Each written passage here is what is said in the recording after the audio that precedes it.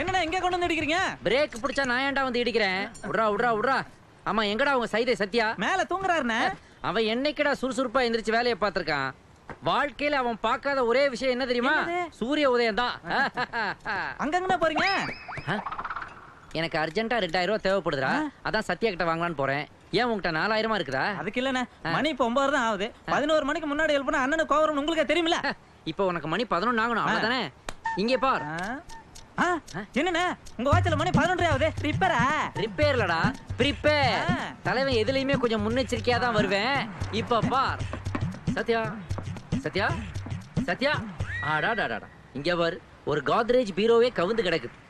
இவனை எழுப்புறது ஒரு கூட்டத்தையே கலைக்கிற மாதிரி. சத்யா எந்திரி, மணி காலையில 11 ஆச்சு. என்ன இன்னும் தூக்கம்? எந்திரிச்சு பல்லு. 11. ஆமா, இங்க பாரு. ஏண்டா நீ டியூட்டிக்கு போல இங்க வந்திருக்க? அது ஒண்ணும் இல்ல சத்யா. போன வாரம் என்னோட பர்த்டே பார்ட்டி இங்க கொண்டாடினேன் இல்லையா? நீ கூட 17 பீர் அடிச்சியே. அதுல கொஞ்சம் எக்ஸ்பென்சஸ் ஜாஸ்தி ஆயிடுச்சு. ஃபைனான்ஸ் கொஞ்சம் டைட்டா இருக்குது. நீ தான் வசூல் பண்ணனாச்சே. வசூல் பண்ணிடுவேன். இந்த ஹெல்மெட் மேட்டர் கூட கரெக்ட் பண்ணலாம்னு நினைச்சேன். ஜனங்க சட்டத்தை மதிக்க ஆரம்பிச்சிட்டாங்க. நான் என்னப்பா பண்ண முடியும்? அதான் உங்ககிட்ட வந்தேன். ஒரு 2000 ரூபாய், ஜஸ்ட் 2000 கொடுத்தீங்கன்னா திருப்பி கொடுத்துருவோம். யாருக்கு தெரியும், கொடுத்தாலும் கொடுப்பேன்.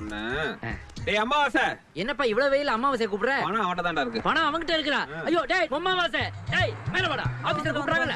பணம் எல்லாம் இருக்குல்ல அவன்கிட்ட? குடு. இந்தாப்பா, இது உள்ளதான் பணம் இருக்கான்.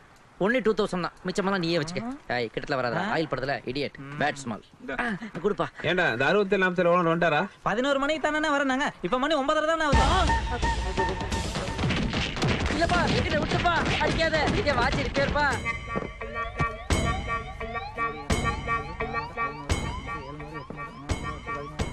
டாடி, மம்மி, ஐயோ முடியலையே. இந்த அடி அடிச்சுட்டு குழந்தை மாதிரி மறுபடியும் தூங்குறானேடா. இப்ப உனக்கு திருப்தியா? ஆமாண்ணே. போடா. அப்பா. பேரன்பு கொண்ட பெரியோர்களே, தாய்மார்களே, முன்னாள் அமைச்சரும் தொழிலதிபருமான அண்ணன் டிவிஆர் அவர்கள் வடபழனியில் உள்ள காந்தி மார்க்கெட்டில் காந்தி சிலையை திறந்து வைக்க இருக்கிறார்.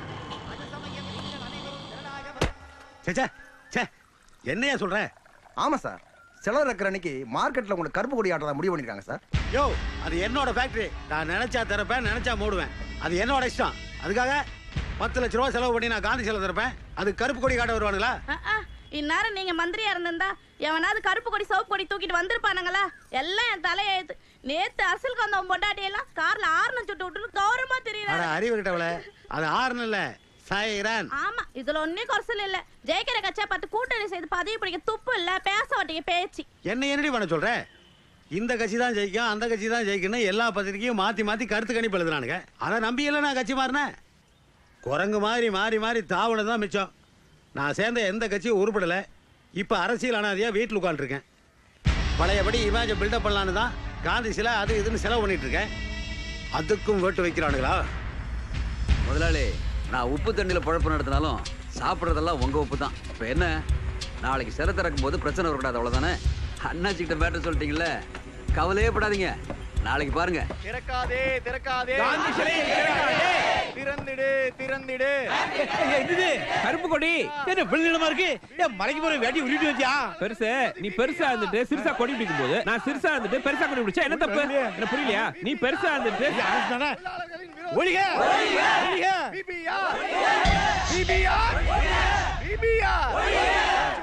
எல்லாம் கிளம்பு எல்லாம். ராமசாமி வாழ்க! அண்ணன் ராமசாமி வாழ்க! நானா இந்த தொழிலாளர்களுக்காக என்னுடைய உடல் பொருள் ஆவி எல்லாத்தையும் தருவேன். ஆனா தற்பு கட்சிக்கு மட்டும் இந்த தன்மான சிங்கம் தலை வணங்க மாட்டான். சரி, அதெல்லாம் இருக்கட்டும். இந்த நேத்து கொடுத்த 50 ரூபா அட்வான்ஸ், இது பேலன்ஸ். நல்லா பண்ணினா மீதி 10,000 நைட்டுக்கு. அண்ணே, பணம் எல்லாம் ஒழுங்கா வந்துருச்சுல. வெறும் கோஷம் போட்டா மட்டும் பத்தாது. கல்ல விட்டு எரிஞ்சா 500 ரூபா, அந்த விபிஆர் மண்டே உடைச்சா 5000 ரூபா எக்ஸ்ட்ரா. என்ன சொல்றேன்னா என்ன ராமசாமி எல்லாம் விவரமா சொல்லி கொடுத்து வருது இல்லையா? நீ என்ன சொல்றங்கிறது எனக்கே புரியலையேப்பா. புரிஞ்சு போச்சுடா. நீ பணத்தை வாங்கிட்டீங்களா? இப்ப கொடுத்தாரு வாங்க. என்ன தைரியம் தான் எங்களெல்லாம் நிறைய பேசியிருப்ப. நம்பிக்கை துரோகி. யார பத்தி நீ யார் மேல என்ன அடிச்ச நீ? வேண்டாம், எங்கிட்டயா காசு வாங்கிட்டு என்னையே கை நீட்டி அடிச்ச நீ? இங்கதான் நீ எய்ம் சும்மா பண்ண. ராமசாமி அடிச்சா என்ன திருப்பி அடிப்பியா? திருப்பி அடிச்சா என்ன பண்ணுவ? ஒதப்ப. ஏய், போய் ராமசாமி அடிச்சு கொல்லுங்கடா. எப்பனாச்சு ராமசாமி மேல கையை வச்சீங்க பின்னி பொலி போட்டுருவேன். போங்கடா.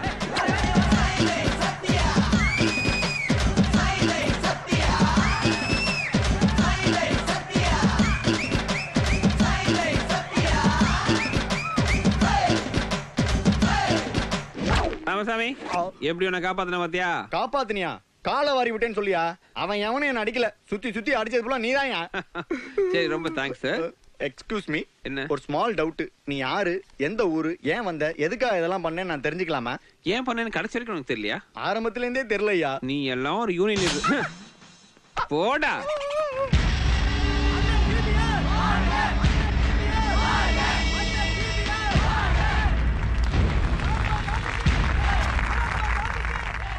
எனக்கு வன்முறையில நம்பிக்கையே கிடையாது. இப்ப நீங்களே பார்த்துட்டு இருந்தீங்க, எனக்கு எதிராக கருப்பு கொடி காட்ட வந்தாங்க, அவங்களுக்குள்ளேயே சண்டை போட்டாங்க, கலைஞ்சு போயிட்டாங்க. இதெல்லாம் திரும்பவும் நான் அரசியல்ல தலையெடுத்துடணும்னு பயப்படுறேன், என் எதிரிக பண்ற வேலை. ஆனா அதை பத்தி நான் கவலைப்படுறதே இல்லை. ஏன்னா என் மனசுல எப்பவும் காந்தி தான் இருக்காரு.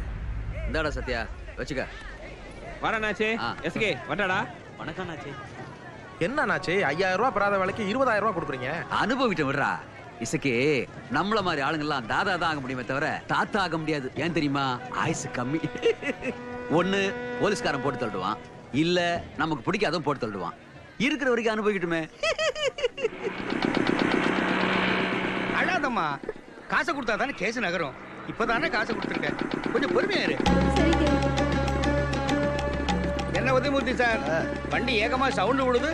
சின்ன ரிப்பேரு, சாயந்தரமா மெக்கானிக் ஷெட்ல விடலான்னு இருக்கேன்.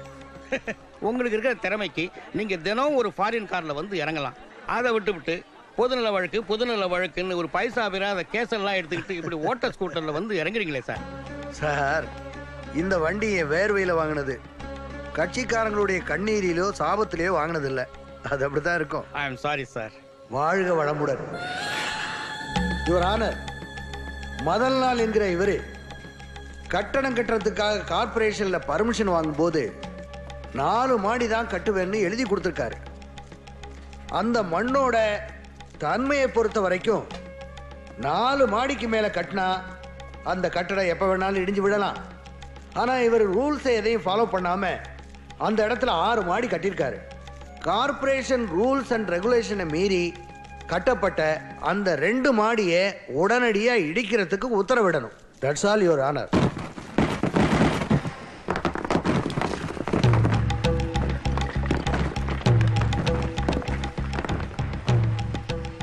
இன்ஜினியர் சார், அரை அடி உயரமா இருக்குது மாதிரி இருக்க, டேப் வச்சு அளந்து பாத்துருவோமா? யோ, அந்த அரை அடியை சேர்த்திடியா, ஏன் வேலைக்கு வள வச்சிட போற? Okay sir. தேங்க்யூ. சேட்டு, சட்டங்கிறது எல்லாருக்கும் பொதுவானது. அதை மீறி யாரும் எதையும் செய்யக்கூடாது. மனித உரிமை கமிஷன்ல கேஸ் போடு. சேட்டு மூஞ்சில காரி துப்பிட்டான். நான் அந்த கேஸ் வந்து அங்கே பார்த்துடுறேன். வாழ்க வளமுடன்.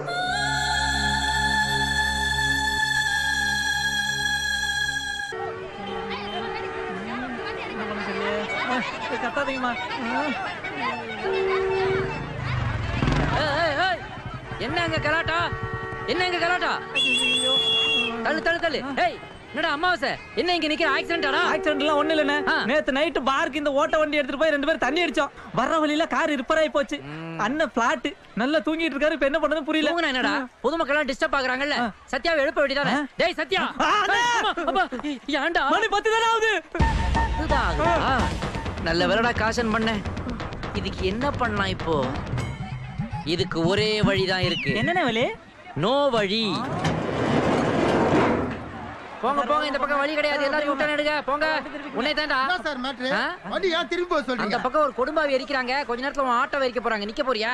போயா போ. ஏன் சார் டிராபிக் எல்லாம் திருப்பி விட்டுக்கிட்டு இருக்கீங்க? என்ன ப்ராப்ளம்?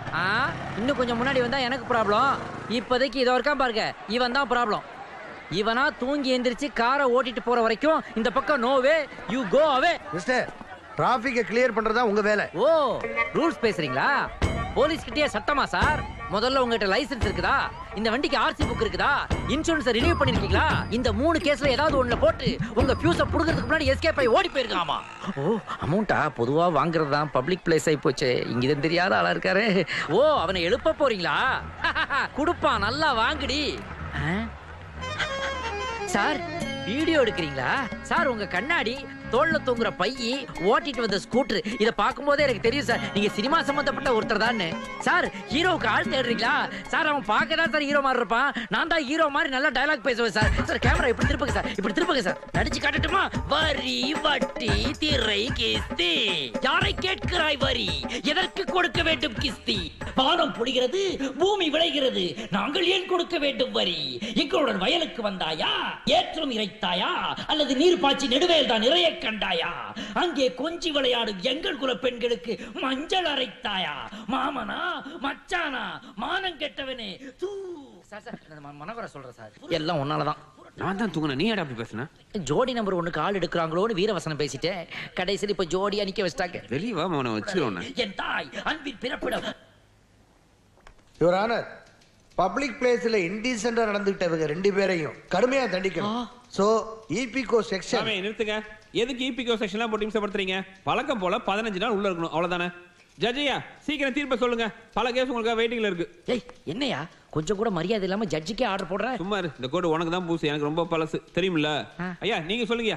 அப்ப ஜெயிலுக்கு போறதுல உங்களுக்கு எந்த வருத்தமும் இல்ல? ஐயா நம்ம ஃப்ரெண்ட்ஸ்ல வர பாதி பேர் ஜெயில தான் இருக்கிறானுங்க. இதுல ஜெயில வர புழலுக்கு மாத்திட்டாங்களா? நல்ல காத்தோட்டமா இருக்கான். சிக்கன் வேற வாரத்துக்கு ஒரு தடவை போடுறாங்களா?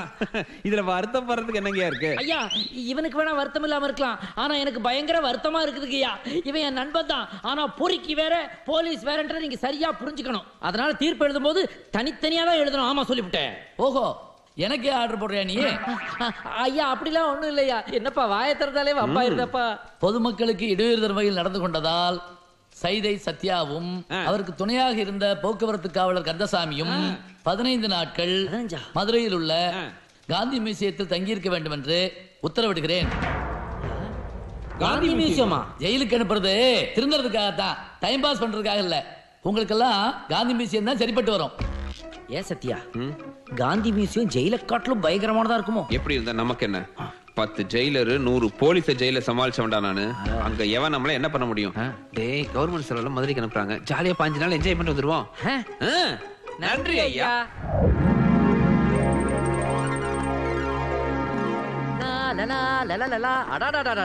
காந்தி மியூசியம் வந்து ஏதோ பாழடைஞ்ச பழைய பில்டிங் நினைச்சேன். 5 ஸ்டார் ஹோட்டல் மாதிரி இருக்க. அனுபவி ராஜா அனுபவி.